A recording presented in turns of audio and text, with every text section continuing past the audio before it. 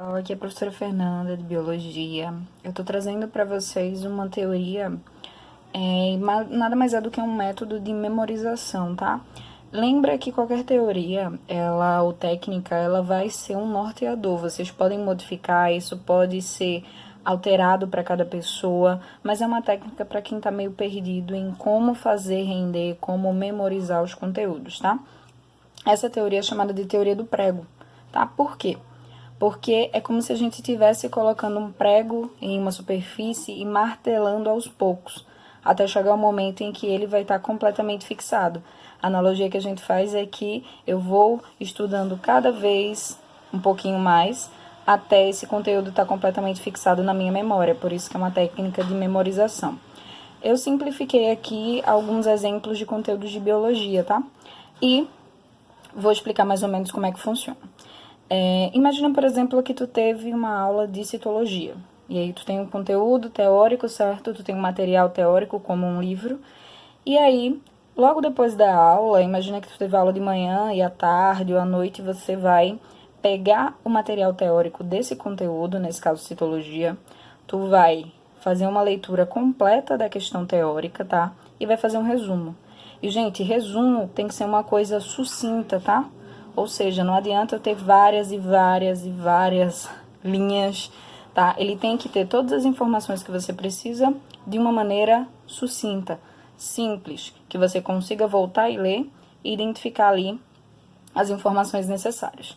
Uma coisa que eu chamo a atenção também é para ser colorido. Percebam que eu dei uma colorida aqui, porque a diversidade de cores ajuda a gente também a estimular o cérebro e, consequentemente, a ter uma atenção atraída e ajuda na questão da memorização. Então, tu teve aula de histologia, fez o resumo sucinto. Então, peguei aqui, vou colocar um ok no resumo, tá? Imagina que tua próxima aula vai ser sobre membrana, então, o transporte de membrana e tudo mais. E aí, tu vai fazer a mesma coisa. Chego aqui, leio depois da aula todo o material teórico, todo o meu capítulo, o que eu estou usando como norte. Mas antes de fazer o resumo sobre membrana, tu volta e lê, tá? Esse resumo que tu fez sobre citologia geral. Então, tu vai voltar, e fazer uma releitura para depois fazer o resumo de membrana. Show? E aí, imagina que depois tu vai ter aula de botânica. E aí, tu vai fazer a mesma coisa. Eu tive aula de botânica, vou fazer o meu resumo sucinto, tudo bonitinho. Mas antes de eu fazer esse resumo, antes de eu ler o capítulo e fazer esse resumo, o que é que eu vou fazer? Volto para o resumo de citologia, volto para o resumo de membrana, e aí sim eu faço o meu resumo de botânica. Percebam que a gente está voltando, é como justamente se eu estivesse dando aquelas marteladas no prego.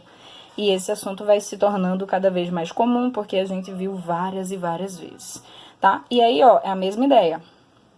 Outra semana, outra aula, histologia.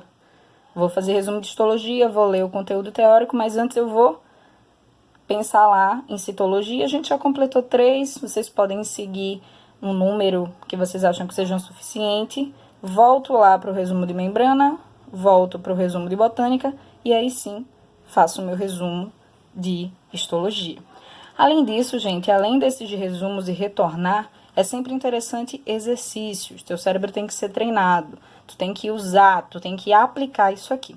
Então, lembra aí que essa questão é uma técnica. O resumo, maneira sucinta, simples, colorido, objetivo. Ah, Fernanda, eu posso usar um mapa mental para ser o resumo? Pode.